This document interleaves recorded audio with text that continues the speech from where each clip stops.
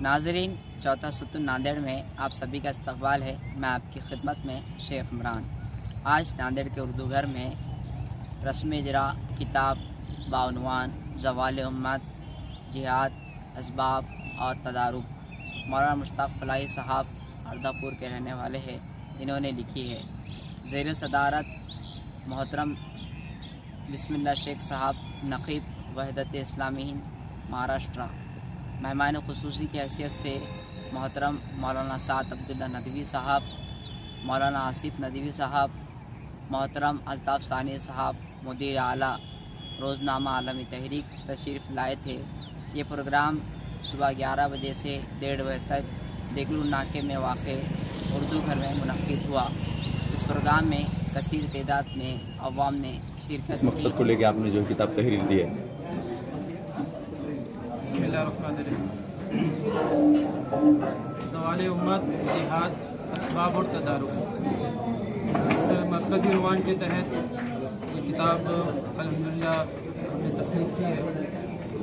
اس میں امت مسلمہ میں مسلکی اور فروعی جو اختلافات ہیں، ان اختلافات کے علاوہ زندگی کے اور جو مختلف شعبے ہیں ان میں ماضی میں امت میں کس طرح سے اختلاف برپا ہوا اور ان اختلافات کے اسباب کیا تھے، اور اسباب کی جو بنیادیں ہیں وہ بنیادیں کہاں ہم کو جو ہے ہمیں ملتی ہے یا ان کو پایا جاتا ہے۔ ان اسباب پہ اس کتاب میں تفصیلی بحث کی گئی ہے۔ مثلاً عام طور پہ عام مسلمان یہ جانتے ہیں کہ فروعی اختلافات میں فقہ کو سب سے زیادہ لوگ معروف سمجھتے ہیں کہ فقہی اختلافات امت میں زیادہ ہے۔ تو فقہی اختلاف کی ضرورت ہے نہیں ہے، فی زمانہ ہم یہ دیکھتے ہیں کہ عام مسلمانوں میں بھی اور اہل علم میں بھی فروعی اختلافات کو لے کے افراد و تفرید کا معاملہ ہے۔ تو اس کے بجائے کہ اصل اس کی بنیاد کیا ہے، اس کو کتاب میں نے کوشش کی ہے کہ عہد رسالت ہی سے فقہی معاملات میں جو مسائل ہے یا جو اختلاف ہے فروعی معاملات میں، ان اختلافات کی بنیاد ہم بیان کریں۔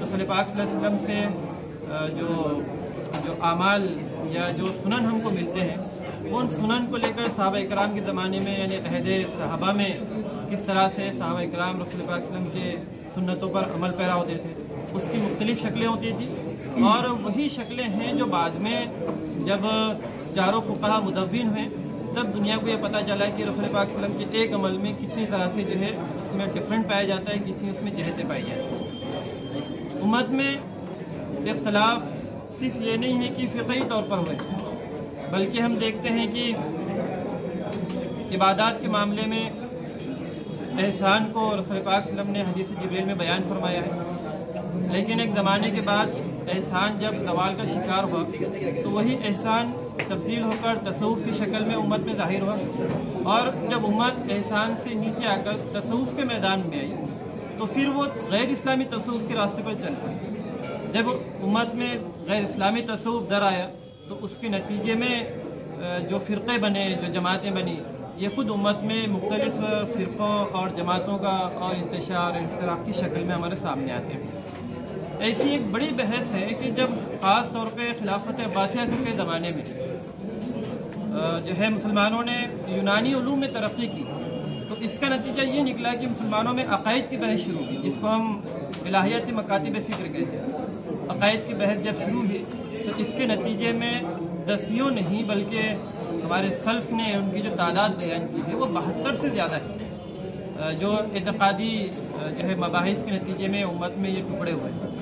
اور ایسے ہی ہم دیکھتے ہیں کہ یہ جو زوال کی مختلف شکلیں ہیں، یہ شکلوں میں سیاسی جو زوال ہے مسلمانوں کا وہ خود ایک بہت بڑا چیپٹر ہے۔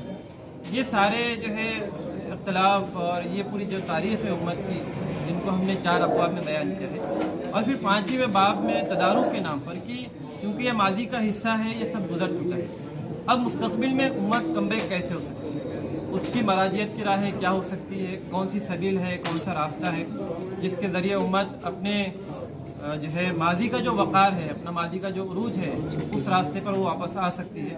تو تدارک کے باب میں ہم نے اس کی شکلیں کیا کچھ ہو سکتی ہے، اس کے راستے کیا ہو سکتے ہیں، امت کی جو ذمہ دار ہے، جو اہل حل و عقد ہے، علماء کرام ہے، دانشوران ہیں، ان کی کیا ذمہ داریاں بنتی ہے، آخر کے باب میں تدارک کے نام سے اس کو بیان کرنے کی کوشش کی۔ किताब कहाँ दस्तयाब है और इसे हासिल करने का क्या तरीका है?